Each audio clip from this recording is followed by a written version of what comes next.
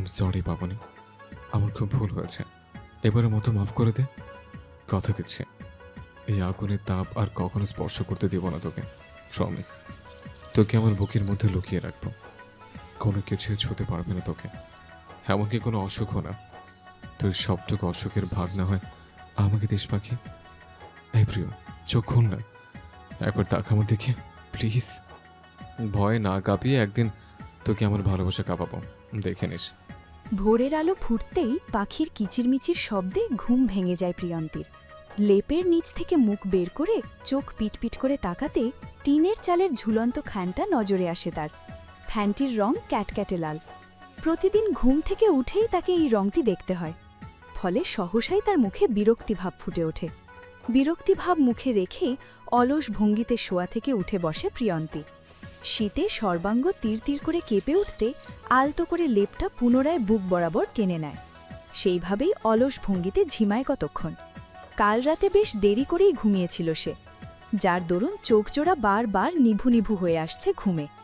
সারাদিন ব্যস্ততার কারণে পড়াশোনা করতে পারবে না সেটা খুব ভালো করেই জানে, তাই উপায়ন্তর না পেয়ে রাত 2টো পর্যন্ত পড়াশোনা করেছে। এত রাত পর্যন্ত পড়েও একটা মডেল টেস্ট সম্পূর্ণ শেষ করতে পারেনি।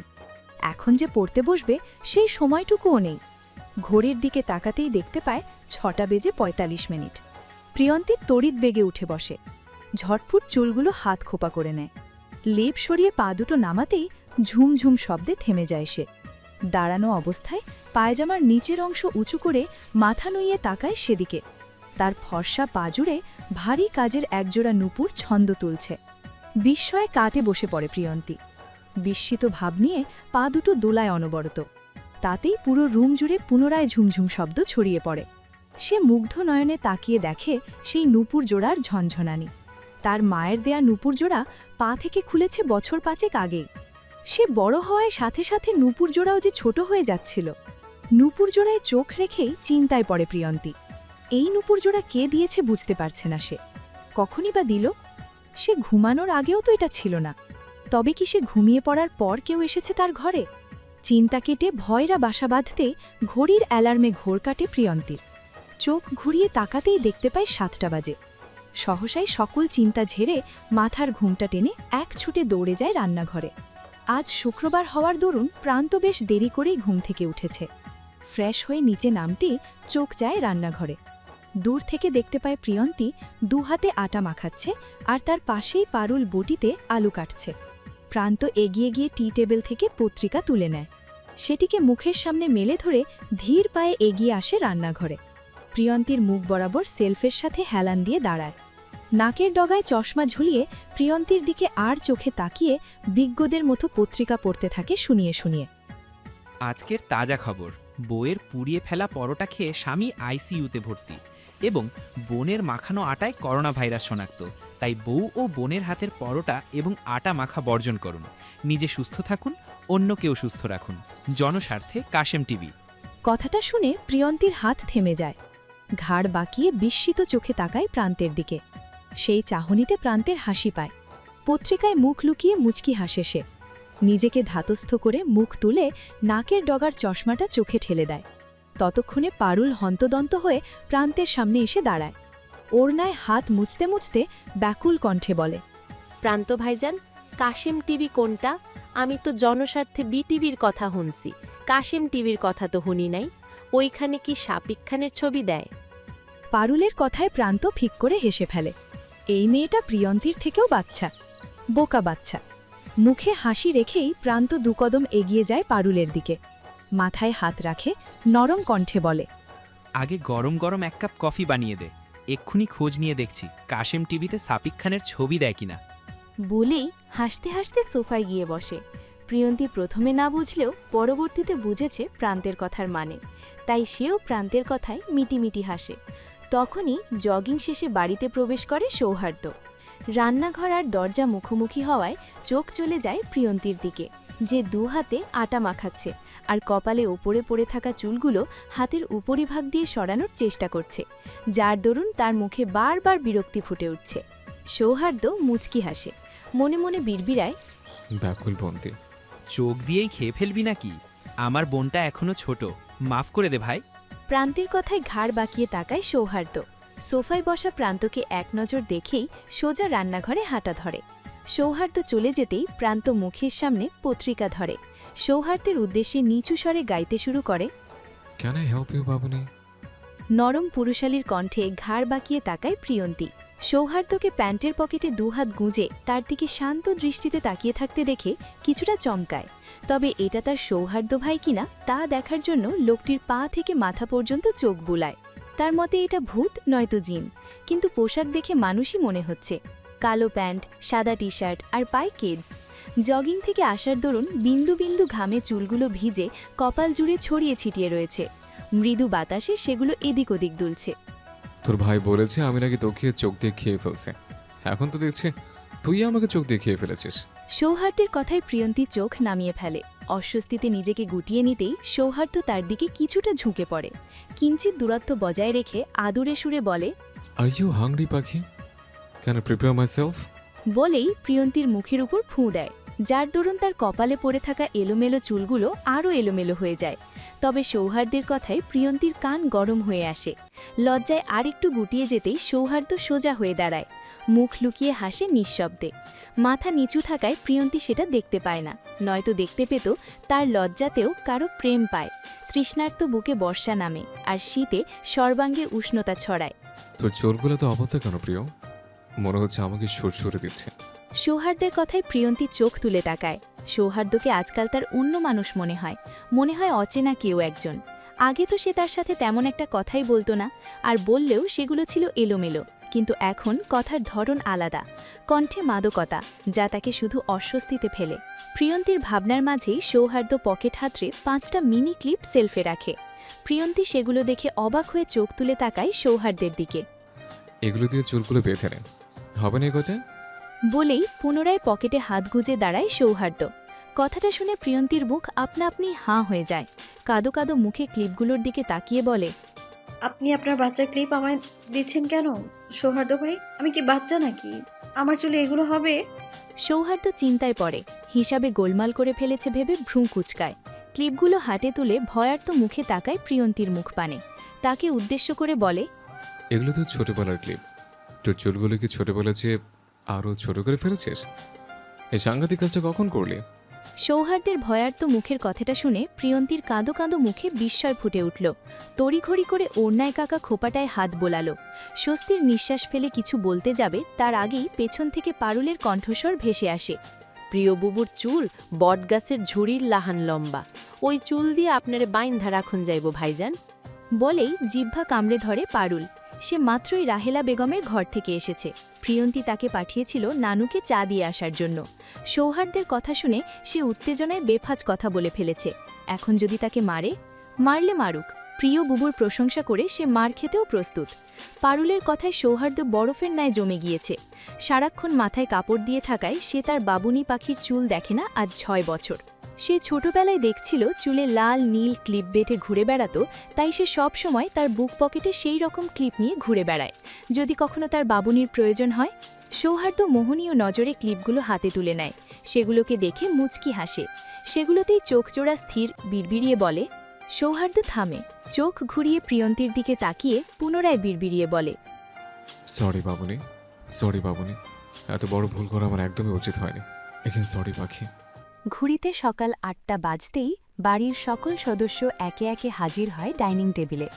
সকলকে নামতে দেখে প্রিয়ন্তী নাস্তা হাতে ছুটে আসে টেবিলে। একদিকে পারুল নাস্তা সাজিয়ে দিচ্ছে, আর অন্যদিকে প্রিয়ন্তী সেগুলোকে এনে টেবিলে রাখছে, যার দরুন সে বারবার রান্নাঘর আর ডাইনিংয়ে ঘুরপাক খাচ্ছে। সবাই ডাইনিং টেবিলে বসলে ও সৌহার্দ্য বসে আছে সোফায়। সে মনোযোগ সহকারে পত্রিকা পড়ছে আর বারবার কফি কাপে চুমুক বসাচ্ছে। কিন্তু প্রিয়ন্তীর মুপুরের ঝুমঝুমানি শব্দে সে কিছুতেই মনোযোগ ধরে রাখতে পারছে না। ফলে যখনই প্রিয়ন্তী রান্নাঘর পেরিয়ে ডাইনিংয়ে আসছে, তখনই সৌহার্দ্য মুখের সামনে থেকে পত্রিকা সরিয়ে সেই নুপুর জোড়ায় চোখ রাখছে। নুপুর জোড়াতে চোখ রেখেই সে হারিয়ে যায় অতীতে। প্রিয়ন্তীর মায়ের প্রথম মৃত্যুবার্ষিকীতে বাড়িতে দোয়া পড়ানোর সিদ্ধান্ত নেওয়া হয়। সেই উদ্দেশ্যে কয়েকজন হুজুরকে ডাকা হয় এবং সেই সাথে অসংখ্য গরিব ও এতিমদের খাবারের ব্যবস্থা করা হয়। সকাল থেকেই সেই সব নিয়ে ব্যস্ত নওয়াব, নওশেদ ও নূর চৌধুরী। একমাত্র বোনের মৃত্যুবার্ষিকী বলে কথা। কোনো কিছুতে তারা গাফিলতি রাখতে চায় না। তাই কেউ রান্নার তদারকি করছে, তো কেউ খেতে আসা মানুষদের নিয়ে ঠিকঠাক জায়গায় বসাচ্ছে। প্রচণ্ড গরমে সকলে ঘেমে নিয়ে একাকার।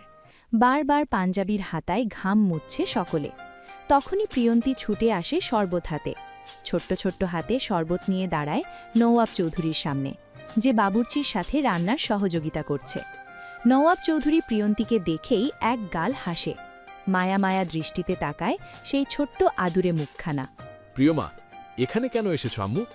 দেখতে পাচ্ছ না গরম পড়ছে? অসুস্থ হয়ে যাবে তো, এক্ষুনি ঘরে যাও।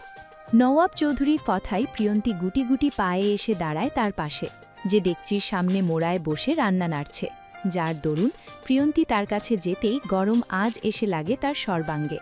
ফলে গরম আজ থেকে বাঁচতে তড়িৎ বেগে সেখান থেকে সরে দাঁড়ায় প্রিয়ন্তী। ঘটনার আকস্মিকতায় লাকড়ির খোঁচায় পায়ের গোড়ালি বরাবর কাটে যায় তার। প্রিয়ন্তী মৃদু স্বরে আহ করে মাটিতে বসে পড়তেই ছুটে আসে নওয়াব চৌধুরী। মোড়াটাকে কিছুটা দূরে এনে সেটাতে বসে প্রিয়ন্তীকে বসায় তার উড়ুতে।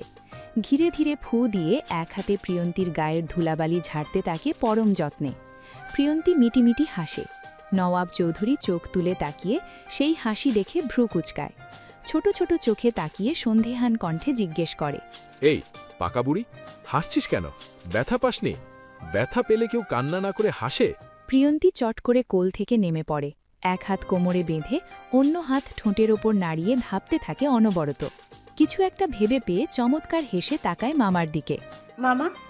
তোমার নাম মামা কেন? তোমার মধ্যে কি দুটো মা আছে? দেখো, আমি বলছি মা মা, মানে দুটো মা। আমি পড়ে গেলে মা এভাবে আমাকে বকা দিত, আবার গায়ের ময়লা মুছে দিয়ে আদর করতো। মা নেই বলে কি সে আর তুমি মিলে দুটো মা হয়েছো? ছোট্ট মেয়েটির কথায় নওয়াব চৌধুরীর চোখ ছলছল করে ওঠে। পুনরায় প্রিয়ন্তীকে কোলে বসিয়ে গালে চুমু খায়। দু হাত দিয়ে মুখ চেপে ধরে পরম মমতায়। উহু, আমি নই, বরং তুই আমার মা, আমার ছোট্ট মা, প্রিয় মা, যে সারাক্ষণ তার বাচ্চাদের খেয়াল রাখে, তাও আবার বুড়ো বুড়ো 3 বাচ্চা। নওয়াব চৌধুরী হাসে, তার চোখে জল, মুখে হাসি। পুনরায় প্রিয়ন্তীর কপালে চুমু খেয়ে বলে, আমার ছোট মাটা খুবই দায়িত্বশীল জানিস। ছেলেরা বাড়ি ফিরলেই ঠান্ডা পানির গ্লাস হাতে ছুটে আসে, গোসল করে বেরোলেই চুল মুছতে তোয়ালে হাতে হাজির হয়, বাড়ির বাহিরে গেলে সুন্দর করে পায়ে জুতো পরিয়ে দেয়। প্রিয়, কি লক্ষ্মী না আমার মাটা? নওয়াব চৌধুরীর কথায় প্রিয়ন্তী চট করে পুনরায় কোল থেকে নেমে পড়ে। দৌড়ে গিয়ে বসে পড়ে মাটিতে পড়ে থাকা গ্লাসটার সামনে। একবার গ্লাসটাকে দেখে ঘাড় বাঁকিয়ে তাকায় মামার দিকে। নওয়াব চৌধুরী এগিয়ে আসতেই গ্লাসটা হাতে তুলে ভ্যা ভ্যা করে কেঁদে দেয়। নাক টেনে টেনে নওয়াব চৌধুরীর উদ্দেশ্যে বলতে থাকে, তোমার মাটা একদম লক্ষ্মী নয় মামা। দেখো না তোমার জন্য আনা শরবতটা কেমন মাটিকে খাওয়ালো। দুপুর 1টা বাজতেই কাঁধে ব্যাগ ঝুলিয়ে বাড়িতে প্রবেশ করে সৌহার্দ্য। কলেজ থেকে ফেরার দরুন গরমের শার্ট ভিজে শরীরের সাথেই ল্যাপটে রয়েছে। এক গ্লাস ঠান্ডা পানি খেতে পারলে ভালো লাগত, তাই চোখ ঘুরিয়ে আশেপাশে খুঁজতে থাকে প্রিয়ন্তীকে। মেয়েটা এত বিচ্ছু হয়েছে, ঘরে একদমই থাকে না, সারাক্ষণ বাগানে ছোটাছুটি করে। চোখ ঘুরিয়ে কাঙ্ক্ষিত মানুষটিকে না পেয়ে বিরক্তিতে পা বাড়ায় বাড়ির ভেতরে। লম্বা একটা শাওয়ার নিয়ে নীল রঙা পাঞ্জাবি পরে হাতা গুটাতে গুটাতে নিচে নেমে আসে। বাগান ভর্তি মানুষজন। বাগানের এক সাইডে সকলের খাবারের ব্যবস্থা করা হয়েছে। সৌহার্দ্য বিরক্ত হয়, সকলকে উপেক্ষা করে বাগানের এদিক ওদিক খুঁজতে থাকে প্রিয়ন্তীকে। বাগানের মাঝ বরাবর যেতেই পায়ের নিচে ঝুমঝুমানি শব্দে থেমে যায় সৌহার্দ্য। ভ্রু কুচকে পা সরাতেই পায়ের নিচে একটা নূপুর লক্ষ্য করে। কিছুটা ঝুঁকে নূপুরটা হাতে নিতেই বুঝতে পারে নূপুরটি কার। সৌহার্দ্য বাঁকা হাসে, বিড়বিড়িয়ে বলে, এই নূপুরের শব্দ অনেক জ্বালিয়েছিস বাবুনি, আর জ্বালাতে দেব না। তোর নূপুরের শব্দ আমার মাথায় ধরিয়ে দিত, ঘুমালে বিরক্ত করত। এবার দেখব কি করে আমাকে বিরক্ত করিস।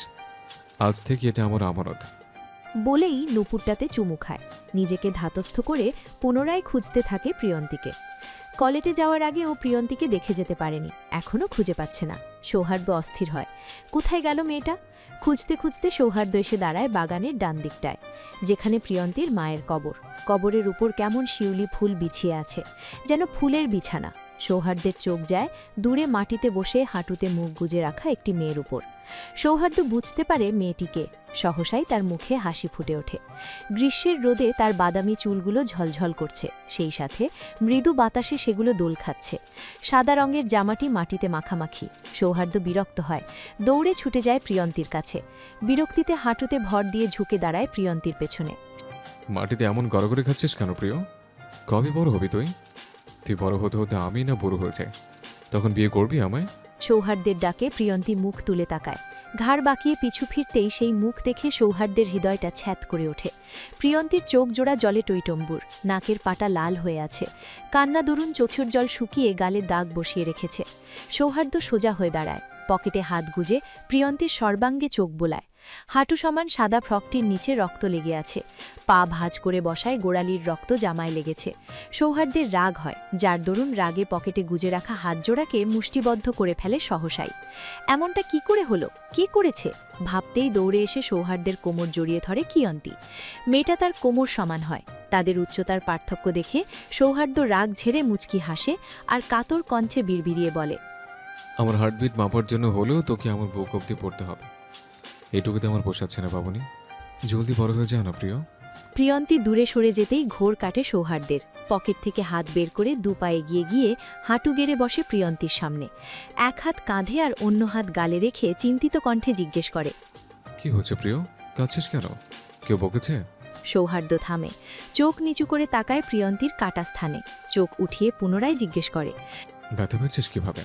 সৌহার্দ্যের কথায় প্রিয়ন্তী চোখ তুলে তাকায়, গালে রাখা হাতটা টেনে নিয়ে পাঞ্জাবির হাতায় নাক মুছে। সৌহার্দ্য মাথা নিচু করে হাসে আর মনে মনে বিড়বিড়ায়, অধিকারিণী। আমাকে কেউ বকেনি সৌহার্দ্য ভাইয়া, ব্যথাও পাইনি আমি, আমার নূপুর হারিয়ে গিয়েছে। বলেই মাথা নিচু করে তাকায় পায়ের দিকে। পায়ের দিকে তাকাতেই পুনরায় চোখ ভিজে ওঠে প্রিয়ন্তীর। ঘাড় বাঁকিয়ে তাকায় মায়ের কবরের দিকে। আম্মু তো কবরেই শুয়ে আছে, তাহলে আম্মুকে নূপুর কিনে দেবে কে? প্রিয়ন্তীর প্রশ্নে সৌহার্দ্য উঠে দাঁড়ায়, আগের জায়গায় গিয়ে পুনরায় হাত গোজে প্যান্টের পকেট। প্রিয়ন্তীর মায়ের কবরে চোখ রাখে কিছুক্ষণ, যেন খুব মনোযোগ দিয়ে একটি মায়ের আর্তনাদ শুনছে, মেয়ের আবদার পূরণ করতে না পারার আর্তনাদ। আমি কিনে দেব প্রিয়, আমি দেব। তোর মা বাবা দুটি আমি হয়ে উঠব, মিলিয়ে নিস বাবুনি। কিন্তু কথাটা এতটাই ক্ষীণ ছিল যে সে কথা প্রিয়ন্তীর কান অব্দ পৌঁছায়নি। মুনাফ, ওখানে কি করছিস? আমাদের সাথে আয়, একসাথে নাস্তা করি।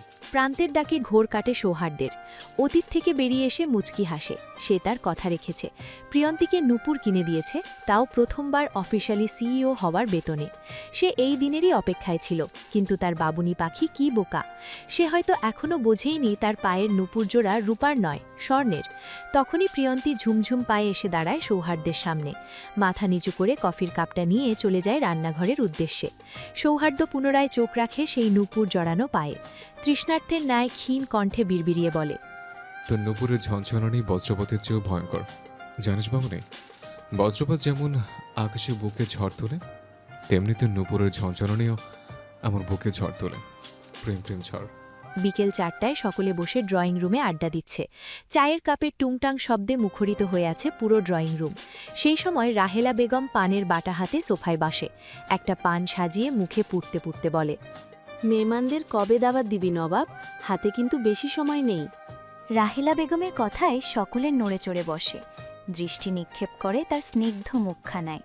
ফর্সা মুখশ্রীতে লাল লাল ঠোঁট থেকে পানের রস গড়িয়ে পড়ছে। সহসাই বালতি হাতে ছুটে আসে প্রিয়ন্তী।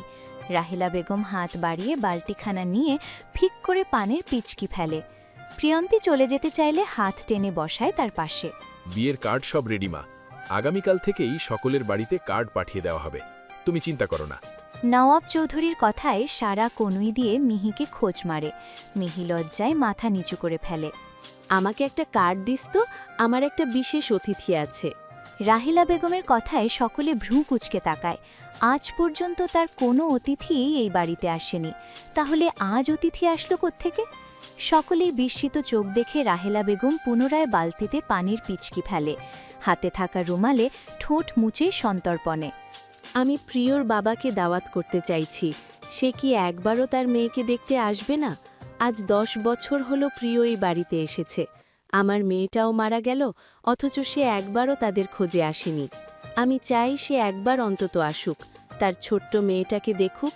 তাছাড়া মেয়ে বড় হচ্ছে, বিয়েও দিতে হবে, তখন তো বাবার পরিচয় লাগবে নাকি?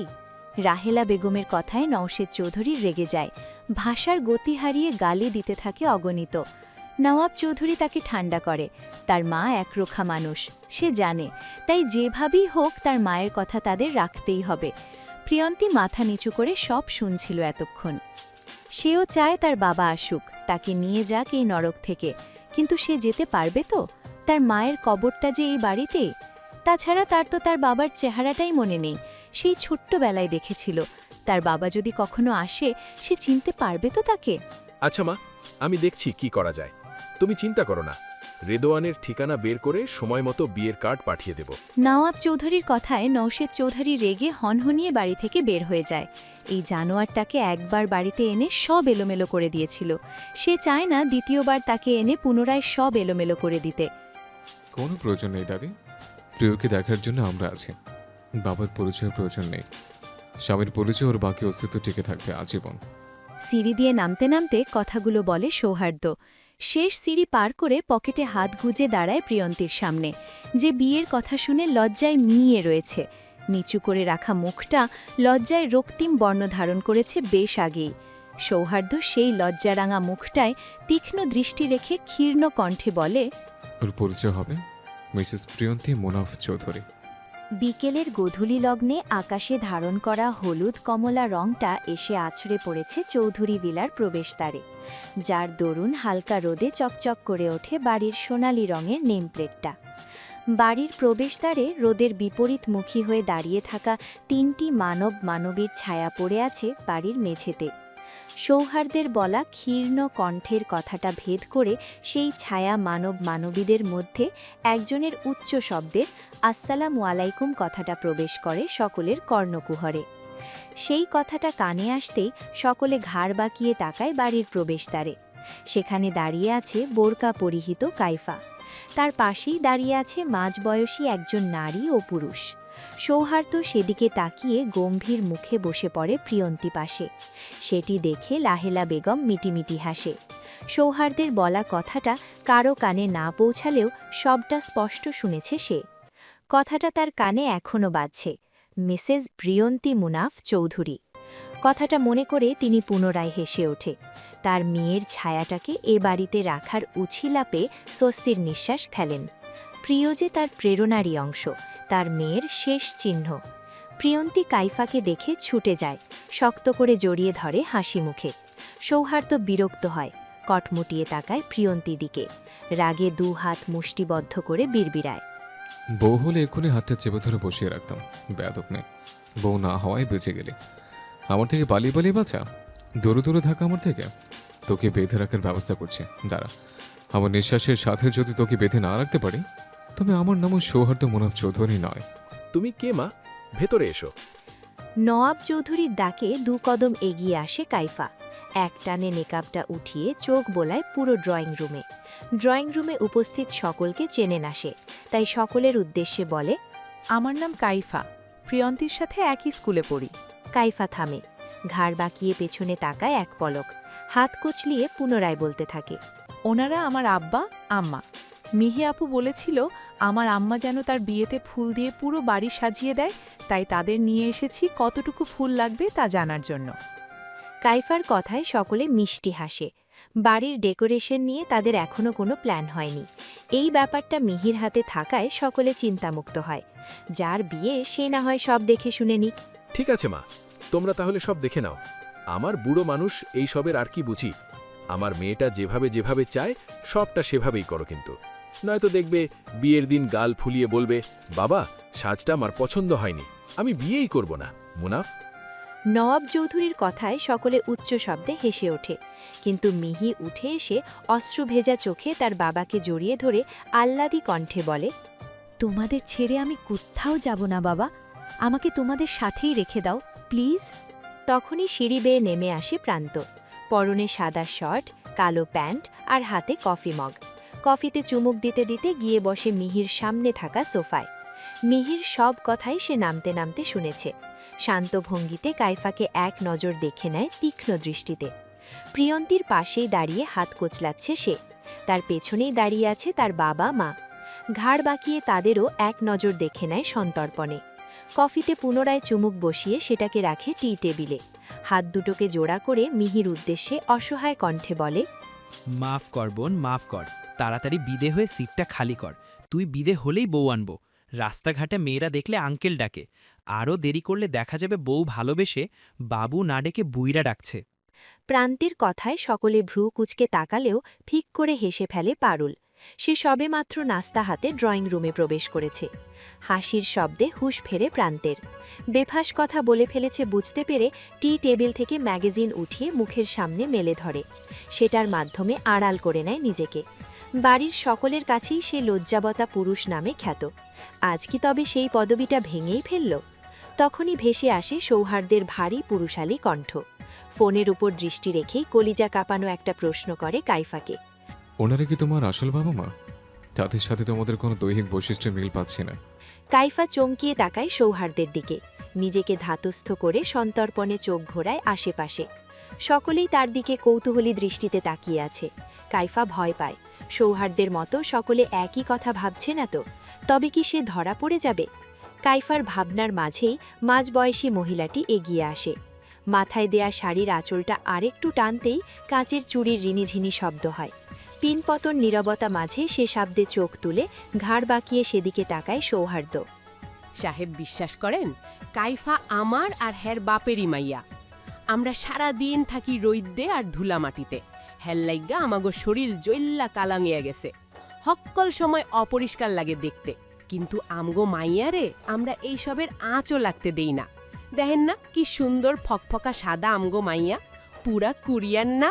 মহিলাটির কথায় কাইফা বিষম খায়। কেশে উঠতেই প্রিয়ন্তী ছুটে যায় পানি আনতে। কাইফাকে রাহেলা বেগমের পাশে বসিয়ে পানির গ্লাসটা হাতে ধরিয়ে দেয়। নরম তুলতুলে হাতে তার পিঠ ডলতে থাকে পরম যত্নে। পানিতে চুমুক দিতে দিতে কাইফা ঘাড় বাঁকিয়ে ভীত চোখে তাকায় সৌহার্দ্যের দিকে। তখনই চোখাচোখি হয় দুজনের। কাইফা খুঁজতে থাকে সেই চোখে ভেসে বেড়ানো সন্দেহর কারণ, আর সৌহার্দ্য খুঁজতে থাকে কাইফার আঙ্গুলে জলজল করতে থাকা হীরের আংটির রহস্য। সন্ধ্যা হতেই মাগরিবের নামাজ আদায় করে নিচে নেমে আসে প্রিয়ন্তী। কাইফাকে বিদায় দিয়ে নামাজ আদায় করতে বেশ দেরি হয়ে গেছে তার। সিঁড়ি দিয়ে নামতে নামতে মাথায় থাকা ওড়নাটা আরেকটু টেনে নেয় আলতো করে। কচুপাতা রঙের জামাটা যেন তার গায়ের রঙকে আরও উজ্জ্বল করে তুলেছে। স্নিগ্ধ মুখটায় চোখে মনি জলজল করছে। অজু করার দরুন চোখের ঘন পাপড়িতে বিন্দু বিন্দু পানি জমে রয়েছে। দোতলার ফ্লোরে পা রাখতেই তার কাছে ছুটে আসে সারা আর মিহা। প্রিয়ন্তীকে দেখেই চোখগুলো চকচক করে ওঠে তাদের। প্রিয়বাবু, শীঘ্রই নিচে গিয়ে কিছু নাস্তার ব্যবস্থা কর। মিহি আপুর বর আর তার কিছু কাজিনরা আসছে হলুদের প্রোগ্রামের নাচ প্র্যাকটিস করার জন্য। এই সুইমিং পুলের পাশেই আমরা বসব। তুই কয়েক প্যাকেট চিপস, কোক আর পপকর্ন নিয়ে আয় না বাবু। সারার কথায় প্রিয়ন্তী মিষ্টি হাসে। তাকে আশ্বস্ত করে বলে, তুমি চিন্তা করো না আপু, আমি এক্ষুনি নিয়ে আসছি। তখনই মিহা দৌড়ে এসে প্রিয়ন্তীর হাতটা চেপে ধরে। অনুনয়ের সুরে বলে, প্রিয় আপু, তোমাকেও আমাদের সাথে নাচ করতে হবে। আমরা সকল বোনেরা মিলে একটা যৌথ নাচ প্রদর্শন করব। তুমি নাচবে তো আমাদের সাথে? মিহার প্রশ্নে প্রিয়ন্তী আড়ষ্ট হয়। সে কখনো এমন কিছু করেনি। নিজেকে গুটিয়ে রাখতেই বেশি স্বাচ্ছন্দ্য বোধ করে সে। তাই দুজনের দিকে করুণ চোখে তাকিয়ে আমতা আমতা করে বলে, মিহামণি, তুমি না লক্ষ্মী বাচ্চা, আপুকে এইসবের থেকে দূরে রাখো প্লিজ। তোমরা নাচ করো, আমি না হয় দর্শক হয়ে দেখব। সারা এগিয়ে এসে মিহার হাত চেপে ধরে, চোখ দিয়ে ইশারা করে, থাক, ছেড়ে দে। সে জানে প্রিয়ন্তী কখনোই এতগুলা মানুষের সামনে নাচবে না। যতটুকু পারে সে নিজেকে সকলের কাছ থেকে আড়াল করে রাখার চেষ্টা করে। একটা মিনিটের জন্য মাথার কাপড়টা পর্যন্ত সরায় না। সে যেন আস্ত একটা পবিত্রতা। সারা মুচকি হেসে প্রিয়ন্তীর গালে হাত রাখে, আশ্বস্ত করে বলে, তোকে কিচ্ছু করতে হবে না বাবু, এই সব থেকে তুই মুক্ত। এখন চট করে গিয়ে খাবারগুলো নিয়ে আয় তো দেখি। আমরা এখানের চেয়ারগুলো গুছিয়ে নেই তাহলে। প্রিয়ন্তী কৃতজ্ঞ হেসে ঝুমঝুম পায়ে ছুটে চলে যায় সিঁড়ি বেয়ে। প্রিয়ন্তী যেতেই তারা দুজন ঘাড় বাঁকিয়ে তাকায় প্রিয়ন্তীর পায়ের দিকে। মুগ্ধ নয়নে একে অপরকে জিজ্ঞেস করে, কি সুন্দর না নুপুরটা? হ্যাঁ, যেন খুব যত্ন সহকারে তার জন্যই বানানো হয়েছে। প্রিয়ন্তী নিচে এসেই সোজা চলে যায় কিচেনে। পারুল সেখানে দাঁড়িয়ে প্লেট পরিষ্কার করছিল। প্রিয়ন্তী সেদিকে এক পলক তাকিয়ে সোজা চলে যায় সেলফের দিকে। হাত উঁচিয়ে পপকর্নের প্যাকেটটা নিয়ে ফুটাতে বসায়। তখনই সায়ান কিচেনে এসে বুকে হাত বেঁধে দেয়ালের সাথে হেলান দিয়ে দাঁড়ায়। পপকর্ন ফুটতে শুরু করলে প্রিয়ন্তী সেগুলোকে ঢাকা দিয়ে দেয়। সেটা দেখে প্রিয়ন্তীর উদ্দেশ্যে সায়ান বলতে থাকে, আপনার প্রতি আমার প্রেম ভালোবাসা এভাবেই ফুটতে শুরু করছে। সেটাকে কি দিয়ে ঢাকা দিবেন ম্যাডাম? সায়ানের কথায় প্রিয়ন্তী ঘাড় বাঁকিয়ে মুখ কুচকে পিছু ফিরে তাকায়। কুচকানো মুখটা দেখে সায়ান থমকায়। কচুপাতা রঙের জামায় ঠিক যেন একটা গোলগাল পুতুল দেখছে সে।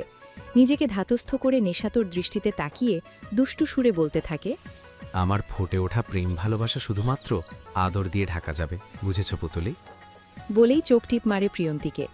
সায়ানের কথায় প্রিয়ন্তী গুটিয়ে যায়, চোখ এদিক ওদিক ছুটতে থাকে লজ্জায়। এমন নির্লজ্জ মানুষ কখনো দেখেনি সে। তখনই সাবান হাতে ছুটে আসে পারুল। সায়ানের সামনে দাঁড়িয়ে সন্দিহান চোখে পর্যবেক্ষণ করতে থাকে তাকে। চোখ বড় বড় করে তার উদ্দেশ্যে বলে, ভাইজান, আপনারে মিহি আপার দেবর না? আপনারে তো মানুষের লাহানি লাগতাছে, তাইলে আপনি ভুট্টার লাহান ফুইটটা উঠেন কেমনে? পারুলের কথায় সায়ান মাথা নিচু করে হাসে। চোখ উঠিয়ে প্রিয়ন্তীর দিকে তাকায় তীক্ষ্ণ দৃষ্টিতে। পারুলের উদ্দেশ্যে বলে, ভালোবাসা মানুষকে পাগল গাধা কত কিছুই তো বানালো, আমাকে না হয় ভুট্টাই বানাক। সকলে গোল হয়ে বসে আছে সুইমিং পুলের পাশে। রায়ানরা এসেছে আরও ২০ মিনিট আগে। রায়ান আর মিহিকে মাঝে বসিয়ে বাকিরা বসেছে তাদের দুপাশে। চেয়ারে বসবে ঠিক করেও শেষমেশ মেঝেতে বসার সিদ্ধান্ত নেয় তারা। যার দরুন মিহির পাশে বসেছে মিহা, রিসা ও সারা, আর রায়ানের পাশে বসেছে প্রান্ত, মিয়াদ আর সায়ান। তাদের বাকি কাজিনদের আসার কথা থাকলেও ব্যস্ততার কারণে আসতে পারেনি কেউ। তবে পুরো গ্রুপ ভিডিও কলে থাকবে বলে কথা দেয় তারা। তখনই সাউন্ড বক্স হাতে প্রবেশ করে পারুল, আর নাস্তা হাতে প্রবেশ করে প্রিয়ন্তী।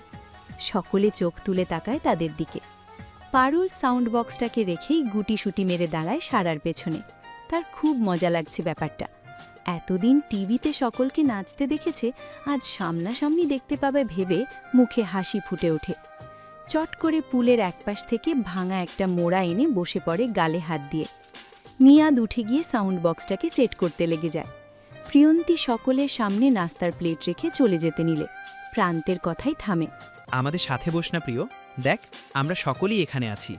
প্রান্তের কথা শেষ না হতেই পারুল বলে ওঠে, না না প্রান্ত ভাইজান, সকলরে কই দেখতাছেন এখানে? সৌহার্দ্য ভাইজান নাই তো? বলেই তপ করে নিজের মুখ চেপে ধরে পারুল। বড়দের মাঝে কথা বললে নিশ্চিত রিসা আপু বকবে, তাই আর চোখে তাকায় রিসার দিকে। ফোনে চোখ থাকার দরুন সে হয়তো শুনতে পায়নি পারুলের কথা, নয়তো এক্ষুনি বলতো, ছোট লোকের বাচ্চা, তোর সাহস কি করে হয় কাজের লোক হয়ে বাড়ির মালিককে নিয়ে কথা বলার? সারা চট করে প্রিয়ন্তীর হাত টেনে তাকে তার পাশে বসায়। তার কাঁধে হাত রেখে পারুলের উদ্দেশ্যে বলে, ভাইয়া যে আসবে না এটা তো আমরা সবাই জানি পারুল, তাই এই ব্যাপারে কথা বলেও লাভ নেই। বরং তুই কোন গানে নাচবি সেটা বল। পারুলের চোখ চকচক করে ওঠে। দৌড়ে এসে দাঁড়ায় সারার সামনে। সারা বুবু, তুমি সত্যি কইতাছো আমারে নাচতে দিবা? পারুলের উচ্ছ্বাস দেখে সকলে মিটিমিটি হাসে, তবে ঠোঁট বাঁকিয়ে তাকায় রিসা। হ্যাঁ পারুল, বল কোন গানে নাচবি? নাচটা তুলতে হবে না? মিহির কথায় পারুল ভাবনায় পড়ে। ঠোঁটের উপর আঙুল নাড়িয়ে ভাবতে থাকে গানের নাম। সকলে উৎসুক দৃষ্টি তাকিয়ে আছে তারই দিকে। পাইছি মিহি বুবু, কি জানি নাম, বারবি ডল নাকি বেবি ডল নাম। তুমি শুনছো এই রম গানের নাম? পারুলের কথায় সকলে চোখ বড় বড় করে তাকায়। মিহি ভেবেছিল সে হয়তো সাকিব খানের কোনো গানের নাম বলবে, কিন্তু এই নাম শুনে সহসাই তার চোখ জোড়া ছোট ছোট হয়ে যায়। সেই ছোট ছোট চোখে তাকিয়েই পারুলকে জিজ্ঞেস করে, এই গান কোথায় শুনেছিস তুই? পারুল উত্তেজনার বশে 2 হাঁটু ভাঁজ করে তড়িৎ বেগে ফ্লোরে বসে পড়ে। মিহি গানটা চিনতে পেরে ভেবে খুশিতে তার চোখ জোড়া চকচক করে ওঠে। সেই খুশির রেশ মুখে ফুটে উঠতেই বলে ফেলে এক বিস্ফোরকমূলক কথা। সেই দিন কফি নিয়া প্রান্ত ভাইজানের ঘরে যাইতে গিয়া গান্ডা হুনতাছিল সে। দরজা বন্ধ থাকায় ঠিকমতো হুনা যাইতাছিল না, তাই দরজায় কান পাইতা হুনছিলাম আমি। পারুলের কথায় কোটর থেকে চোখ বের হয়ে আসার উপক্রম হয় মিহি, সারা, রিসা ও মিহার। তবে মাথা নিচু করে মুখ লুকিয়ে হাসে রায়ান, সায়ান আর মিয়াদ। প্রিয়ন্তী কিছু না বোঝায় সে মাথা নিচু করেই বসে আছে। পারুলের কথায় প্রান্ত বিষম খায়। কাশি দিতে দিতে তাকায় এদিক ওদিক। তখনই নজরে আসে তার 4 বোনের তীক্ষ্ণ দৃষ্টি, যারা চোখ ছোট ছোট করে শকুনের ন্যায় তার দিকেই তাকিয়ে আছে। প্রান্ত তাদের দিকে তাকিয়ে বোকা বোকা হাসে, চোখ ঘুরিয়ে পারুলের দিকে তাকিয়ে কটমটিয়ে বালে, পারুলের বাচ্চা, আমার ইজ্জতের ফালুদা বানিয়ে দিলি। তোরে 80 বছরের বুইরার সাথে বিয়া দিলেও এই মনের দুঃখ মিটবে না। তখনই সিঁড়ি বেয়ে উপরে উঠে আসে সৌহার্দ্য। এতগুলা অপরিচিত ছেলের সামনে প্রিয়ন্তীকে বসে থাকতে দেখে ধপ করে মাথায় আগুন জ্বলে ওঠে তার। সায়ানকে প্রিয়ন্তীর দিকে মোহনীয় দৃষ্টিতে তাকিয়ে থাকতে দেখে সেই আগুন যেন দ্বিগুণ বেড়ে যায়। সহসাই লম্বা লম্বা পা ফেলে উপরে উঠে আসে সৌহার্দ্য। পকেটে হাত গুজে দাঁড়ায় প্রিয়ন্তীর সামনে, যার তরুণ সৌহার্দ্যের বলিষ্ঠ অবয়বে ঢাকা পড়ে প্রিয়ন্তী। তার দিকে শান্ত দৃষ্টিতে তাকিয়ে কাটকাট কণ্ঠে বলে, নিজেকে সস্তা বানিয়ে ফেলছিস কেন প্রিয়? মানুষের নজর তোর ভাবনার চেয়েও জঘন্য। চোখ দিয়ে ছুঁয়ে দেবে তোর সর্বাঙ্গ, কলঙ্কের দাগ লাগাবে প্রতিটা অঙ্গে। সে দাগ মুছতে পারবি তো? বলেই আগুন দৃষ্টিতে তাকায় সায়ানের দিকে আর মনে মনে বিড়বিড় করে। সৌহার্দ্যের কথায় পুরো সুইমিং পুল জুড়ে পিনপতন নীরবতা ছড়িয়ে পড়ে। সে সহজে রাগে না, কিন্তু একবার যদি রেগে যায় সেটা নিয়ে তুলখালাম বাঁধিয়ে ছাড়ে। তাই যেভাবেই হোক তাকে শান্ত করতে হবে ভেবে সারা শুকনো ঢোক গেলে মিনমিনিয়ে বলে, ভাইয়া, ওর কোনো দোষ নেই, আমিই ওকে জোর করে বসিয়েছি, প্লিজ তুমি রাগ করো না। সারার সাথে মিহিও মাথা নাড়ায়, করুণ সুরে বলে, হ্যাঁ ভাইয়া, প্লিজ তুমি রাগ করো না। প্রিয় ছোট মানুষ, তাছাড়া এখানে বাইরের কেই বা আছে, সকলেই আমার শ্বশুর বাড়ির। আমি তো চলেই যাব দুদিন পর, তাই সকলকে নিয়ে একটু আনন্দ করছিলাম। সকলের আকুতি ভরা কথাগুলো সৌহার্দ্যের কর্ণকুহরে প্রবেশ করে, তবুও তার কোনো হেলদোল নেই। সে তখনও শান্ত দৃষ্টিতে তাকিয়ে আছে মাথা নিচু করে রাখা প্রিয়ন্তীর দিকে। প্রিয়ন্তীর উপর সৌহার্দ্যের এরূপ দৃষ্টি দেখে গা জ্বলে ওঠে রিসার।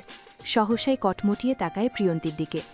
সৌহার্দ্য ভাইয়া, তুমি এই ফক্কিন্নির বাচ্চাকে নিয়ে ভাবছো কেন? ওর আবার কিসের পর্দা? সারাদিন নিজেকে সাবলীল পোশাকে ঢেকে রাখলেই কি সতী সাবিত্রী নারী হয়ে যাবে নাকি? রাস্তায় ছেড়ে দিয়ে আসো, দেখবে নিজ ইচ্ছায় কত পুরুষের বিছানায় যাবে ঠিক নেই। স্লাট একটা। রিসার কথায় রাগে হাত মুষ্টিবদ্ধ করে ফেলে সৌহার্দ্য, তবে ধমকে ওঠে প্রান্ত। প্রিয়ন্তী তার নিজের বোন না হলেও তাকে নিজের বোনদের চেয়েও বেশি ভালোবাসে সে। রিসা, তুই কিন্তু এখন বাড়াবাড়ি করছিস। তোর সাহস কি করে হয় প্রিয়কে এমন একটা কথা বলার? নিজেকে ওর সাথে তুলনা করলে তুই ওর পায়ের নিচে পড়ে থাকবি, এটা জানিস? আর মুনাফ তো ঠিকই বলেছে, ওর সস্তা হওয়া উচিত নয়, কিন্তু তোকে কি বলবো বলতো? তুই তো আগে থেকেই সস্তা। প্রান্তের কথায় রিসার আগে ফুঁসে ওঠে, গটগট পায়ে হেঁটে চলে যায় নিজের রুমে। সর্বশক্তি দিয়ে দরজা বন্ধ করতেই সকলে কেঁপে ওঠে, তবে হাসি ফুটে ওঠে সায়ানের মুখে। প্রান্তের কাঁধে হাত রেখে বলে, তোমাকে অনেক অনেক ধন্যবাদ ভাইয়া, আমার পুতুলির হয়ে কথা বলার জন্যে। তোমাকে আমি স্পেশাল ট্রিট দেব, প্রমিস। সায়নের কথায় প্রান্তের মুখ আপনা আপনি খুলে যায়।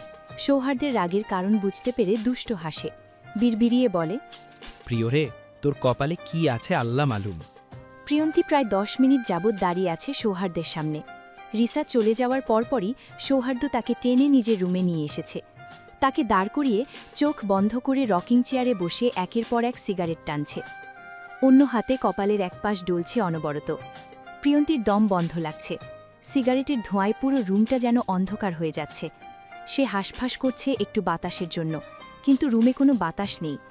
উপায়ন্তর না পেয়ে কাপা কাপা কণ্ঠে সৌহার্দ্যের উদ্দেশ্যে বলে, ভাইয়া সরি, আর এমন হবে না, এবারের মতো মাফ করে দিন। প্রিয়ন্তী থামে, বড় একটা শ্বাস টেনে পুনরায় বলে, আমার দম বন্ধ লাগছে, নিঃশ্বাস টানতে কষ্ট হচ্ছে। প্রিয়ন্তীর কথায় চোখ মেলে তাকায় সৌহার্দ্য। সিগারেটের শেষ অংশটুকু ফ্লোরে ফেলে ধীর পায়ে এগিয়ে আসে প্রিয়ন্তীর কাছে। প্রিয়ন্তী মাথা নিচু করে ফেলে, পিছিয়ে যেতে নিলেই সৌহার্দ্য খপ করে হাত টেনে ধরে। যতটুকু দূরত্ব বাড়িয়েছিল সেইটুকু ঘুচিয়ে নেয় আরও কাছে টেনে। তেজি কণ্ঠে বলে, আমারও দম বন্ধ লাগছিল, কষ্ট হচ্ছিল, দেখতে পেয়েছিলে তখন? সৌহার্দ্যের কথায় চোখ তোলে তাকায় প্রিয়ন্তী। শান্ত কথাটার মধ্যেও কেমন রাগ ফুটে উঠেছে সৌহার্দ্যের মুখে, কিন্তু সে বুঝে উঠতে পারছে না তার এমন কথার মানে। সে এমন কি করেছে যে তার কষ্ট হবে, দম বন্ধ লাগবে? ওখানে কতক্ষণ বসেছিলে?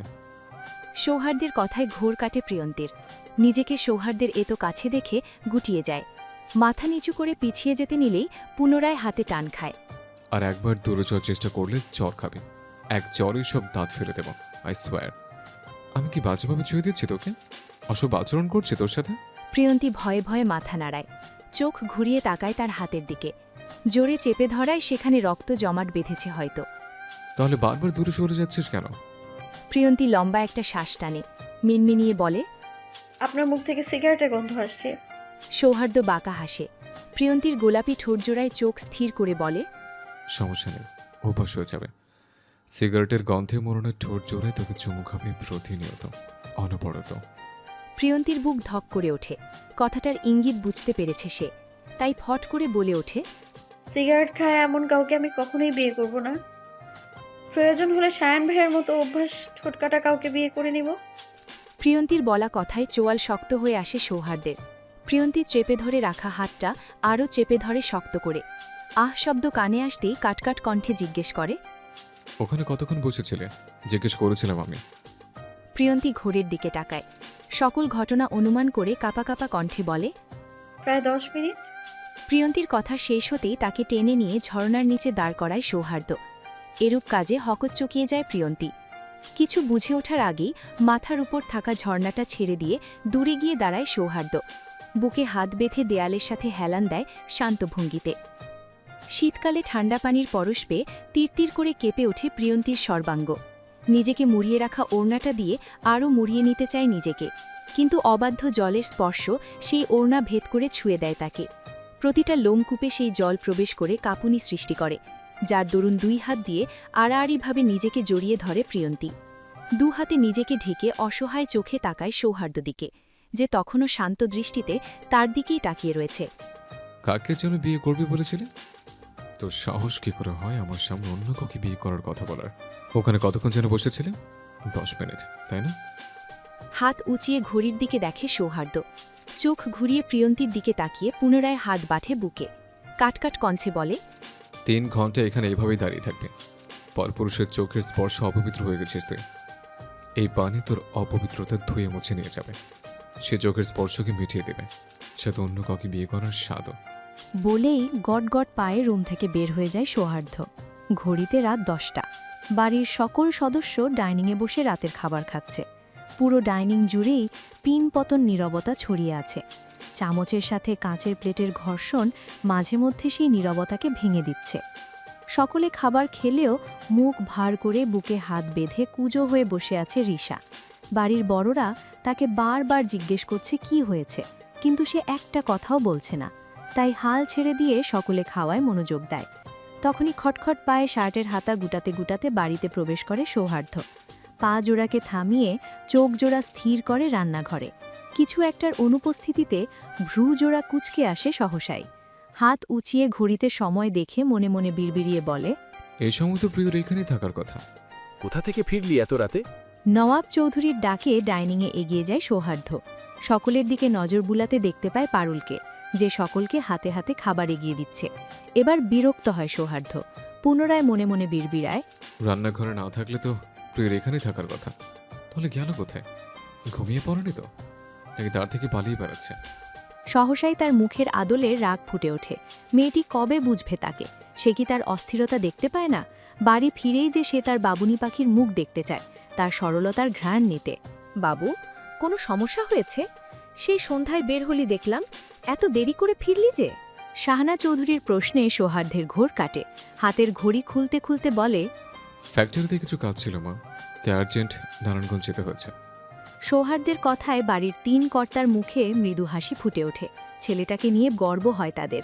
যেদিন থেকে অফিসে জয়েন করেছে সেদিন থেকে অফিসের কোনো ব্যাপারে চিন্তা করতে হয়নি তাদের। সবকিছু সৌহার্দ্য একাই সামলে নেয়। মুনাফ, ফ্রেশ হয়ে এসো, আজ না হয় আমাদের সাথেই খেতে বসো। নূর চৌধুরী কথায় মুচকি হাসে সৌহার্দ্য। বেসিনে গিয়ে হাত মুখ ধুয়ে বসে পড়ে টেবিলে, তবে খাওয়ার উদ্দেশ্যে নয়। তার চোখ প্রিয়ন্তীকে খুঁজছে। ভাতের প্লেট হাত রেখেই চোখ ঘোরায় এদিক সেদিক। বড় ভাইজান, প্রিয়টা কিন্তু একদম কথা শুনছে না। সকালে উঠেই বাড়ির সকল কাজ করা শুরু করে। এখন দেখো কেমন জ্বর বাঁধিয়ে পড়ে রয়েছে। নশের চৌধুরীর কথায় সৌহার্দ্যের বুকটা ধক করে ওঠে। ভাত নাড়ানো হাতটা সহসাই থেমে যায়। অস্থির হয়ে জিজ্ঞেস করে, কি হচ্ছে প্রিয়র? জ্বর আসলো কখন? সৌহার্দ্যর কথায় শাহানা চৌধুরী চমকায়। ছেলের অস্থিরতা দেখে ভ্রুজোড়া কিঞ্চিত কুচকায়। সন্ধ্যার দিকে তো প্রিয়বাবু ঠিকই আসিল, এরপর তারে আর দেহি নাই আমি। 2 বার গিয়া রুমে খুঁজ যাইছিলাম, কিন্তু পাই নাই। তারে না পাইয়া রাইতের রান্নাটা আমিই করছিলাম। একটু আগে যায়া দেহি পুরা শরীর আগুনের লাহান হইয়া আছে। আমি হাত দিতেই দেখলাম শরীর পুরানো জ্বর। পারুলের কথায় রাগে হাত মুষ্টিবদ্ধ করে ফেলে সৌহার্দ্য। অনেকটা জোরেই বলে ওঠে, Damn it! সকলের চোখ বড় বড় করে তাকায় তার দিকে। কাউকে কিছু না বলতে দিয়ে গট পায়ে উপরে চলে যায় নিজের ঘরে। টাই খুলে ফ্লোরে ছুঁড়ে মারে, ঘড়ি ছুঁড়ে মারে বিছানায়। অস্থির হয়ে বসে পড়ে রকিং চেয়ারে। সৌহার্দ্য বুঝে পায় না মেয়েটি এত বোকা কেন। সে না হয় রাগের মাথায় একটা শাস্তি দিয়েই ফেলেছে, তাই বলে কি প্রিয় ৩ ঘন্টা ঠান্ডা পানিতে ভিজবে? সৌহার্দ্য চলে যাওয়ার পর কি সে চলে যেতে পারত না? পুরো ধরনই নিকোষ কালো আধারে ডাকা পড়েছে অনেক আগেই, যার দরুন পুরো চৌধুরী ভিলা জুড়ে পিনপতন নীরবতায় ছেয়ে আছে। সেই সময় ক্ষীর্ণ আলয় সিঁড়ি বেয়ে নিচে নেমে আসে সৌহার্দ্য। রান্নাঘরে প্রবেশ করতেই ফ্রিজের ভেতর মাথা ঢুকিয়ে রাখা একটি পুরুষালীর অবয়ব দেখতে পায় সে। একটুও বিচলিত না হয়ে ট্রাউজারের পকেটে হাত গুজে সোজা গিয়ে দাঁড়ায় সে ব্যক্তিটির পেছনে। ফ্রিজের আলোয় যার ছায়া পড়ে আছে মেঝেতে। চাচু, তোমার না সুগার আছে? মিষ্টি খাচ্ছ কেন? সৌহার্দ্যের শান্ত শীতল কথাটায় হকচকিয়ে যায় নূর চৌধুরী। প্যাকেটে থাকা শেষ মিষ্টিটা মুখে পুরে পিছু ফিরে তাকায় সৌহার্দ্যের দিকে। তাড়াহুড়োয় সেটাকে গিলে পাঞ্জাবির হাতায় মুখ মুছে নেয়। আমতা আমতা করে বলে, কাউকে কিছু বলিস না বাপ, বড় ভাইজান জানলে খবর আছে। আর আমার কি দোষ বল? আমার বড় 2 ভাইয়ের সুগার, হাই প্রেশার কোনো কিছুই নেই, কিন্তু দেখ আমার এগুলো সবই আছে। আমার সামনে তারা যখন মিষ্টি খায়, প্লেট ভর্তি গোশ খায়, আমার কি এসব সহ্য হয় বল? নূর চৌধুরীর কথায় কোনো হেলদোল নেই সৌহার্দ্যের। সে আগের ন্যায় মূর্তির মতোই দাঁড়িয়ে আছে। তখনই নূর চৌধুরী বিস্মিত কণ্ঠে জিজ্ঞেস করে, তোর চুল দিয়ে টপ টপ করে পানি পড়ছে কেন মুনাফ? তুই কি রাত 2টার সময় গোসল করেছিস? নূর চৌধুরীর কথা শেষ হতেই সৌহার্দ্য হাঁচি দিয়ে বসে। তখনই ঘুম ঘুম চোখে রান্নাঘরে প্রবেশ করে রূপালী চৌধুরী। সৌহার্দ্য আর নূর চৌধুরীকে একসাথে দেখে হামি তুলতে তুলতে তাদের উদ্দেশ্যে বলে, এত রাতে এখানে কি করছো তোমরা? নূর চৌধুরী সৌহার্দ্যের দিকে তাকায়, চোখ দিয়ে ইশারা করে কিছু না বলতে। সৌহার্দ্য তার গায়ের সাদা রঙের ওভারসাইজ টি-শার্টটির হাতা গুটাতে গুটাতে বলে, আমি কফি বানাতে এসেছি। চাচু কেন এসছে তাকে জিজ্ঞেস করো। বলেই এগিয়ে যায় চুলার দিকে। রূপালী চৌধুরী কিছু বলতে যাবে, তার আগেই নূর চৌধুরী তাকে টেনে নিয়ে যায় আর সৌহার্দ্যের উদ্দেশ্যে ক্ষীণ স্বরে বলে, ছাচা আপন প্রাণ বাঁচা। প্লেট ভর্তি খাবার, হাতে ঔষধ আর থার্মোমিটার হাতে প্রিয়ন্তীর রুমে দাঁড়িয়ে আছে সৌহার্দ্য। নীল রঙা ড্রিম লাইটের আলোয় প্রিয়ন্তীর মুখের আদল বুঝতে পারছে না সে, তাই খাবারটা টেবিলে রেখে পকেট হাতড়ে ফোন বের করে। ফোনের ফ্ল্যাশলাইট জ্বালাতে দৃশ্যমান হয়ে ওঠে প্রিয়ন্তীর নেতিয়ে পড়া মুখখানা। ফোনটাকে টেবিলের বইয়ের সাথে হেলান দিয়ে দাঁড় করিয়ে ধীর পায়ে এগিয়ে গিয়ে বসে প্রিয়ন্তীর পাশে। কাঁপা কাঁপা হাতে প্রিয়ন্তীর কপালে হাত ছোঁয়াতেই বুকটা ছ্যাঁত করে ওঠে তার। শরীর থেকে যেন আগুন ঝরছে। সৌহার্দ্য স্থির হয়। প্রিয়ন্তীর মুখে চোখজোড়া তাক করে আলতো করে তার হাত দুটো লুকিয়ে ফেলে নিজের হাতের মাঝে, যার দরুন 3 ঘন্টা ঠান্ডা পানিতে ভেজার কারণে ঠান্ডা হাত দুটো গরম হয়ে ওঠে প্রিয়ন্তীর আগুনের ন্যায় গরম হাতের স্পর্শে। আমি সরি বাবানি, আমার খুব ভুল হয়েছে। এবারের মতো মাফ করে দে। কথা দিচ্ছি এই আগুনের তাপ আর কখনো স্পর্শ করতে দেব না তোকে। প্রমিস। তোকে আমার বুকের মধ্যে লুকিয়ে রাখবো। কোনো কিছু ছুঁতে পারবে না তোকে, এমনকি কোনো অসুখও না। তুই সবটুকু অসুখের ভাগ না হয় আমাকে দিস পাখি। এই প্রিয়, চোখ খুল না, একবার তাক আমার দেখে প্লিজ। সৌহার্দ্যের করুণ কণ্ঠে প্রিয়ন্তী চোখ পিটপিট করে তাকায়। গায়ের তাপমাত্রা বেশি হওয়ার দরুন চোখে সবকিছু ঘোলাটে লাগছে। কানটাও বন্ধ হয়ে আছে বোধহয়। কে কথা বলছে কণ্ঠটাও চিনতে পারেছে না, তাই জ্বর মিশ্রিত কাঁপা কাঁপা ও ভাঙা ভাঙা কণ্ঠে জিজ্ঞেস করে, কে? প্রিয়ন্তীর কথাটা কানে আসতেই সৌহার্দ্যের ঘোর কাটে। সহসাই তড়িৎ বেগে টেনে বসায় প্রিয়ন্তীকে। প্রিয়ন্তীর ছোট্ট ছোট্ট হাত দুটো নিজের এক হাতের মুঠোয় পুড়ে নিয়ে অন্য হাত দিয়ে আলতো করে চেপে ধরে প্রিয়ন্তীর রক্তিম গাল, যেখান থেকে জ্বরের দরুন উষ্ণ তাপ বের হচ্ছে। সেই গালে হাত রেখেই মলিন কণ্ঠে বলে, আমি তোর তাপ শোষণকারী, দেবী না? আমি তোর সবটুকু তাপ শোষণ করে নিতে। রাত গভীর হতেই শীতের তীব্রতা যেন আরও প্রখর হয়ে উঠেছে, যার দরুন টিলের চালে টুপটাপ শব্দে কুয়াশা পড়ছে। সেই শব্দ চাল ভেদ করে গিয়ে পৌঁছায় সৌহার্দ্যের কানে। সৌহার্দ্য সচেতন হয়। প্রিয়ন্তীর গায়ের কম্বলটা আরেকটু টেনে দিয়ে চিন্তিত কণ্ঠে জিজ্ঞেস করে, বাবুনি ঠান্ডা লাগছে তো, আর একটা কম্বল আনবো? সৌহার্দ্যের সামনেই কম্বল জড়িয়ে বসে বসে ঢুলছে প্রিয়ন্তী। জ্বরের তীব্রতায় কোনো হুঁশ নেই তার। 2 মিনিট যাবৎ সৌহার্দ্য তার মুখে থার্মোমিটার ঢুকিয়ে রেখেছে। সে এক হাত উঁচিয়ে বারবার ঘড়ি দেখছে আর অন্য হাতে প্রিয়ন্তীর কাঁধ ধরে রেখেছে, যাতে সে পড়ে না যায়। সৌহার্দ্যের প্রশ্নে নাক টানে প্রিয়ন্তী। ঘাড় কাত করে তাকে আঁকড়ে ধরে রাখা সাদা টি-শার্টের হাতায় নাক মোছে।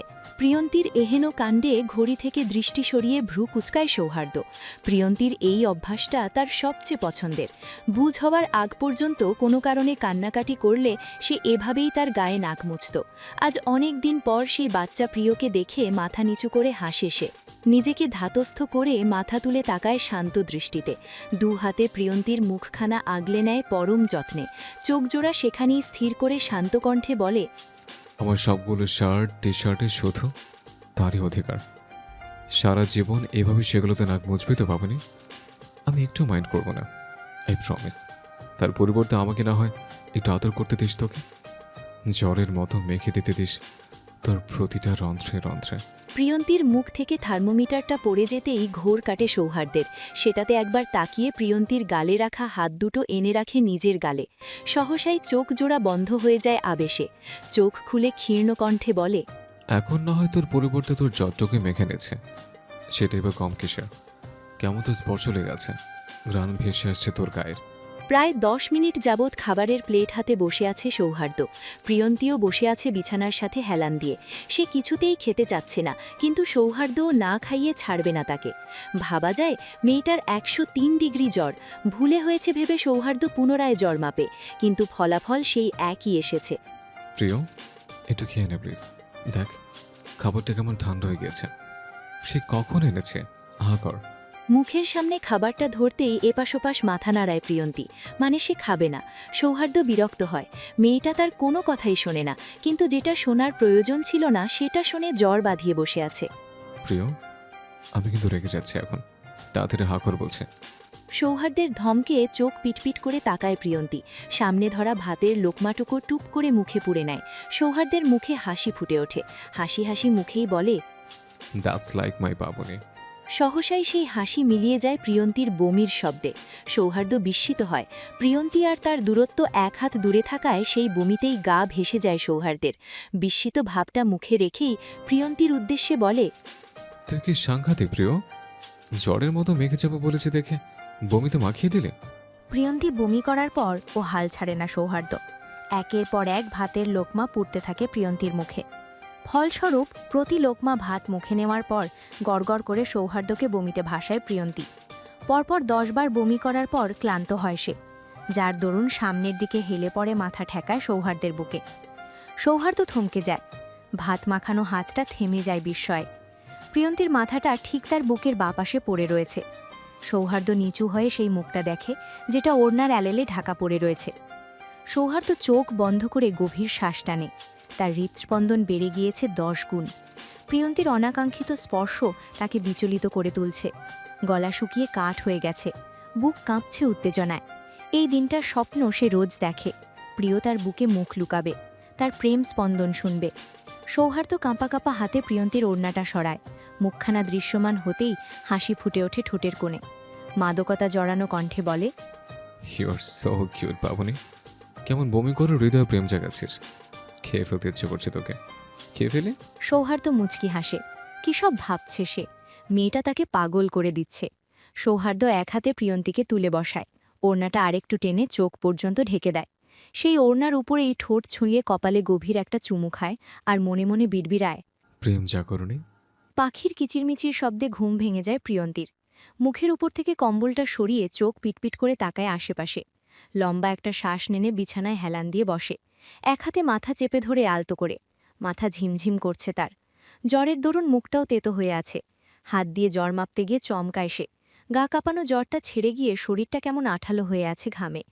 প্রিয়ন্তী বুঝতে পারছে না হঠাৎ তার জ্বরটা কমে গেল কিভাবে। মনে হচ্ছে কেউ তার শরীরের সবটুকু তাপ শুষে নিয়েছে। তখনই ঘড়িতে অ্যালার্ম বেজে ওঠে। প্রিয়ন্তী হকচকিয়ে তাকায় সেদিকে। ঘড়িতে 7:30 বাজতে দেখে মাথায় বাজ পড়ে তার। তড়িঘড়ি মাথার মুন্নাটা ঠিক করে ছুটে যায় ওয়াশরুমে। শরীরটা কেমন চ্যাটচ্যাটে হয়ে আছে।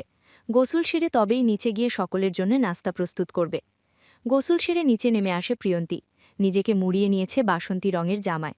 রান্নাঘরে প্রবেশ করতেই পারুলের সাথে দেখা হয় তার, যে অদক্ষ হাতে রুটি বানাচ্ছে।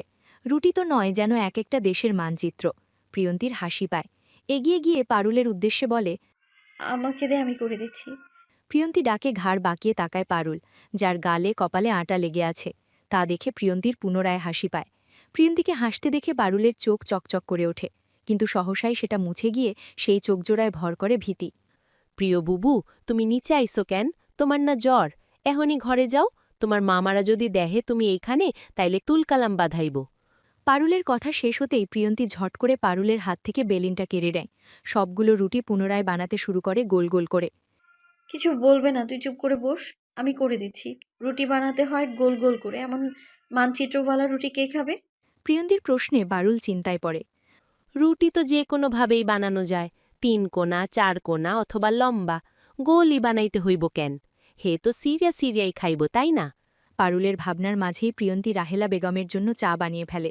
গরম গরম পরোটা ভেজে সেগুলোকে পাঠিয়ে দেয় পারুলের মাধ্যমে। পুনরায় নিজেকে ব্যস্ত করে ফেলে রুটি বানানোর কাজে। প্রিয়া এক কাপ কফি বানিয়ে দিত, মাথাটা ভীষণ ধরেছে। সৌহার্দ্যের ডাকে ঘাড় বাঁকিয়ে তাকায় প্রিয়ন্তী। সৌহার্দ্য তার দিকেই তাকিয়ে আছে শান্ত দৃষ্টিতে। পরনে কালো টি শার্ট এবং কালো প্যান্ট। এলোমেলো চুলগুলো থেকে টপ টপ করে পানি পড়ছে। সৌহার্দ্যকে দেখে প্রিয়ন্তীর বুকটা ধক করে ওঠে। এভাবে তাকিয়েছিল ভাবতেই লজ্জা পায় সে। সহসাই মাথা নিচু করে ভাবতে থাকে। এই সময় তো তার জগিংয়ে থাকার কথা, তাহলে বাড়িতে কি করছে? নাকি আবারও শাস্তি দেবার ফোন দিয়ে আসছে? জ্বর কমেছে তোর? সকাল সকাল উঠে এলি কেন? নাস্তা বানানোর লোক নেই বাড়িতে? সৌহার্দ্যের কাটকাট প্রশ্নে মিয়ে যায় প্রিয়ন্তী। মাথায় থাকা ওড়নাটা সামনের দিকে আরেকটু টেনে মাথা নাড়িয়ে হ্যাঁ বুঝায়। চোখজোড়া মেঝেতে স্থির করে মনে মনে বলে, আপনি খুব খারাপ মানুষ সৌহার্দ্য ভাই। আমাকে এতটা কঠিন শাস্তি কিভাবে দিতে পারলেন আপনি? একটু বুক কাঁপলো না আপনার? প্রিয়ন্তীর মনে মনে তৈরি হওয়া প্রশ্নটা মনেই থেকে যায়। সে যদি একবার চোখ তুলে সৌহার্দ্যের দিকে ভালোভাবে তাকাত, তাহলে দেখতে পেতে তাকে দেয়া শাস্তিটা সে নিজেও ভোগ করেছে, যার দরুন তীব্র জ্বরটা তাকেও জ্বালিয়ে দিচ্ছে। ডাইনিং টেবিলে সকলেই বসে আছে নিশ্চুপ ভঙ্গিতে। সামনেই পড়ে আছে হরেক রকমের খাবার। আধ ঘণ্টার মধ্যে প্রিয়ন্তী এগুলো সব তৈরি করেছে একা হাতে। সকলে ডাইনিংয়ে বসলেও সৌহার্দ্য বসে আছে সোফায়। বারবার কফি কাপে চুমুক বসালেও তার চোখ জোড়া স্থির প্রিয়ন্তীর ওপর, যে মাথা নিচু করে ফ্লোরের দিকেই তাকিয়ে নখ খুঁটছে। প্রিয়, তুই কি আমাদের কোনো কথাই শুনবি না? তোকে কে বলেছে অসুস্থ শরীরে এত কিছু বানাতে? এগুলো বানানোর জন্য কি বাড়িতে কেউ নেই? নওয়াব চৌধুরীর প্রশ্নে প্রিয়ন্তীর নিচু মাথাটা আরও নিচু হয়ে যায়। তখনই পাশ থেকে মোহনা চৌধুরী বলে ওঠে, কথা বলছিস না কেন প্রিয়? তোর মামাকে জিজ্ঞেস করছে তোকে। বড় মামির প্রশ্নে মাথা তুলে তাকায় প্রিয়ন্তী। নিচু স্বরে মিনমিনিয়ে বলে, মামারা অন্য কারো হাতের নাস্তা খেতে পারে না। পারুল যখন রুটি বানায়, তারা সেই রুটি মুখেও তোলে না, জ্যাম পাউরুটি খেয়েই চলে যায়। মর্জিনা খালা যখন ভাজি করে, সেটার দিকেও চোখ তুলে তাকায় না। আমেন আপা যখন চা বানায়, চায়ে চিনি বেশি দিয়ে ফেলে, সেটা খেয়ে ছোট মামার সুগার বেড়ে যায়। মামিরা বেশি তেলের খাবার খেতে পারে না, আবার কম তেল দিয়ে আমির ছাড়া কেউ রান্নাও করতে পারে না। মিহামণি অন্য কারো হাতের নুডলস পছন্দ করে না। সারা আর মিহি আপু আমার হাতে পাস্তা না হলে খায় না। সকাল সকাল প্রান্ত ভাইকে আমার হাতের কড়া লিকালের কফি বানিয়ে দিতে হয়, না হলে তার দিনই শুরু হয় না। প্রিয়ন্তী থামে। গভীর একটা শ্বাস টেনে পুনরায় মাথা নিচু করে ফেলে। প্রিয়ন্তীর কথাই সকলে স্তব্ধ হয়ে যায়। তবে জল চিকচিক করে ওঠে নওয়াব, নওশেদ ও নূর চৌধুরীর চোখে। নওশেদ চৌধুরী উঠে গিয়ে প্রিয়ন্তীর মাথায় হাত রাখে। অশ্রুভেজা চোখে আদুরে সুরে বলে, এভাবেই তোর মাকে আদর যত্নে বড় করেছিলাম আমরা। তোর মা তো সেই কবেই আমাদের ছেড়ে চলে গিয়েছে, তাই বুঝি এই সব করে সেই ঋণ শোধ করছিস? প্রিয়ন্তী চোখ তুলে তাকায় নওশেদ চৌধুরীর দিকে, আর মনে মনে বলে, না মামা, আমি আমার ঋণ শোধ করছি। আমাকে আশ্রয় দেওয়ার ঋণ, দুবেলা খেতে দেওয়ার ঋণ, পড়াশোনা করতে দেওয়ার ঋণ, আর রোজ ঘুম থেকে উঠে মন ভরে মায়ের কবরটা দেখতে দেওয়ার ঋণ। নাস্তা শেষে সকলে একে একে ঘরে চলে যায়। সকলে এখন ছুটবে নিজ নিজ গন্তব্যে। সকলে চলে গেলেও সেখানে থেকে যায় সৌহার্দ্য। সে সোফায় বসে এক মনে পত্রিকা পড়ছে আর মাঝে মাঝে ভ্রুজোড়া কুচকাচ্ছে। তখনই এক টুকরো কাপড় হাতে ধীর পায়ে টেবিলের দিকে এগিয়ে আসে প্রিয়ন্তী। উদ্দেশ্যে নোংরা টেবিল পরিষ্কার করা। প্রিয়ন্তীর নুপুরের ঝনঝনানি শব্দে ঘাড় বাঁকিয়ে তাকায় সৌহার্দ্য। প্রিয়ন্তীর হাতে কাপড়ের টুকরো দেখে সহসাই বিরক্তি ফুটে ওঠে তার মুখমণ্ডলে। প্রিয়ন্তীর দিকে কটমটিয়ে তাকিয়ে বিড়বিড়িয়ে বলে, বেয়াদব মেয়ে, এখনও তুই কিসের কাজ তোর? সারা রাত জেগে সুস্থ করেছি এসব করার জন্য? এখন শুধু চড়ুই পাখির মতো উঠছিস। তোকে খাঁচায় বন্দি করে তোর ডানা কাটবো আমি, দেখে নিস। সৌহার্দ্য রাগে হাত মুষ্টিবদ্ধ করে ফেলে। প্রিয়ন্তীর উদ্দেশ্যে কিছু বলতে যাবে তখনই বাড়িতে প্রবেশ করে রহিম চাচা। প্রিয়ন্তী টেবিল মোছা অবস্থায় চোখ তুলে তাকায় তার দিকে। হাসি হাসি মুখে বলে, চাচা, আজ আমাকে একটু স্কুলে যেতে হবে, কয়েকটা প্র্যাকটিক্যাল খাতায় সাইন করাতে হবে, তুমি তৈরি থেকো। প্রিয়ন্তীর কথায় রহিম চাচার মুখটা মলিন হয়ে যায়। প্রিয়ন্তীর দিকে এগিয়ে এসে অসহায় কণ্ঠে বলে, আমি তো আজকা তোমার লগে যাইতে পারুম না মা। বড় মালিকে কইছে হ্যাল লগে বাজারে যাইতে, বিয়ার বাজার করব। রহিম চাচার কথায় চিন্তায় পড়ে প্রিয়ন্তী। প্র্যাকটিক্যাল খাতাগুলোতে সাইন করানোর শেষ তারিখ আজই। এখন সে একা একা যাবে কি করে? সেই দিনের অনাকাঙ্ক্ষিত ঘটনার পর সে আর কখনোই একা একা স্কুল যায়নি। রহিম চাচা রিকশায় করে তাকে দিয়ে আসতো আর নিয়ে আসতো। 10টার দিকে রেডি থাকিস, আমি নিয়ে যাব। 1 মিনিট এদিক সেদিক হলে তোর খাতা সহ তোকেও পুড়িয়ে ফেলব। মাইন্ডেড। প্রিয়ন্তী হকচকিয়ে যায়, ঘাড় বাঁকিয়ে তাকায় সৌহার্দ্যের দিকে। তার চোখজোড়া তখনও পত্রিকার গুটি গুটি লেখায় তাক করা। সৌহার্দ্যের ধমকে বলা কথাটা মনে আসতেই কেঁপে ওঠে প্রিয়ন্তী। শির দাঁড় দিয়ে প্রবাহিত হয় শীতল বাতাস। সে জানে সৌহার্দ্য ভাইয়ের কথার নড়চড় হলে সে যা বলে তাই করে ছাড়ে। তাছাড়া এখন সৌহার্দ্য ভাইয়ের সাথে না যেয়েও কোনো উপায় নেই তার। সহসাই তার চোখ চলে যায় ঘড়ির দিকে। সেদিকে এক পলক তাকিয়ে ছুটে চলে যায় নিজের রুমে। বায়োলজির মাইক্রোস্কোপের চিত্রটা যে এখনও আঁকাবাকি তার। সিঁড়ি দিয়ে নামতে নামতে প্রিয়ন্তীকে ছুটে চলে যেতে দেখে প্রান্ত। সে মাত্রই ফাইল হাতে নিচে নামছিল। প্রিয়ন্তীকে তার কাছে হাওয়া মনে হল। প্রান্ত মুচকি হাসে, ভ্রু কুচকে প্রিয়ন্তীর উদ্দেশ্যে বিড়বিড়িয়ে বলল, বাতাসি, কিরে মুনাফ, এখনো বসে আছিস যে, অফিস যাবি না? প্রান্তের প্রশ্নে চোখ তুলে তাকায় সৌহার্দ্য। ভাবলেশীনভাবে জবাব দেয়, যাব না ভাবছি, জ্বর জ্বর লাগছে। তখনই পানির গ্লাস হাতে প্রান্তের সামনে এসে দাঁড়ায় পারুল। সৌহার্দ্যর দিকে সন্ধিহান চোখে তাকিয়ে প্রান্তের উদ্দেশ্যে বলে, আমি রান্নাঘর থাইকা হুনছিলাম হ্যাঁ নাকি 9টার দিকে একটা ইম্পর্টেন্ট মিটিং আছে। হ্যাঁ কইছিল 8 ঘন্টার মধ্যে নাকি অফিসে থাকব, হক্কলে যেন তার লাগে অপেক্ষা করে। প্রান্ত বিস্মিত হয়। সৌহার্দ্য কখনোই অফিস মিস দেয় না, এমনকি অসুস্থ থাকলেও না। তাহলে আজ কি হল? প্রান্ত পানির গ্লাসে চুমুক দিতে দিতে পারুলকে জিজ্ঞেস করে। পারুল, প্রিয় কি আজ কোথাও বেরোবে একা একা? পারুল মুখে হাসি হাসি ভাব রেখে বলে, হ্যাঁ ভাইজান, প্রিয়বাবু কইছিল আইজগা স্কুলে যাইব, হ্যাঁ নাকি কি কাজ আছে। রহিম চাচারে যাইতে কইছিল, কিন্তু হ্যাঁ যাইতে পারব না। পারুলের কথায় মুখের পানিটুকু গিলে মাথা নিচু করে হাসে প্রান্ত। সৌহার্দ্যের অফিস না যাওয়ার কারণটা চট করে বুঝে ফেলে সে। নিজেকে ধাতস্থ করে পকেটে হাত গুজে সৌহার্দ্যের দিকে তাকায় শান্ত দৃষ্টিতে। মুখে দুষ্টু দুষ্টু হাসি নিয়ে চোখ ছোট ছোট করে জিজ্ঞেস করে, মুনাফ, তোর না জ্বর? জ্বরের জন্য অফিস যাচ্ছিস না, তাহলে প্রিয়কে নিয়ে স্কুলে যাবে কি করে? প্রান্তের প্রশ্নে সৌহার্দ্য উঠে দাঁড়ায়। দ্রুত পায়ে সিঁড়ি বেয়ে উপরে উঠতে উঠতে ক্ষীর্ণ কণ্ঠে বলে,